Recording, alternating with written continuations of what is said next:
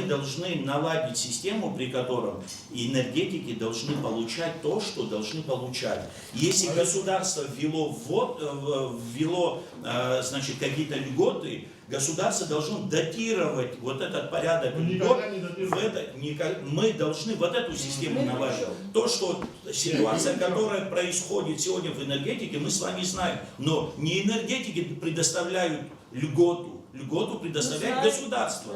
И при рассмотрении очередного финансового документа страны мы должны закладывать, в том числе мы ежегодно закладываем. В этом году там 200 миллионов, в следующем году 200 миллионов. Мы, государство, периодически закладывает на дотации этому Черноморэнерго, значит, средства, соответствующие средства.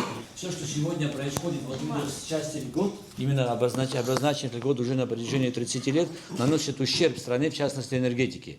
Я это скажу, это хаотичный носит характер, и он незаконный. И сегодня Министерство по финансам в первую очередь должно за это беспокоиться, что мы наносим ущерб отрасли под таким разбрасыванием всего. Если бы Министерство финансов сегодня за всех их платило бы денег, она бы обанкротилась бы.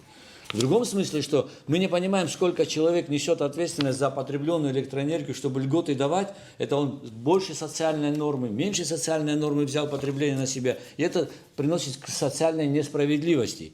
Для того, чтобы была социальная справедливость, льготы все должны быть отменены, и если государство считает необходимым кому-то проводить льготы, то оно его адресно датирует, других форм не существует, и оно не должно быть. Все это приносит убытки государству и отрасли тоже.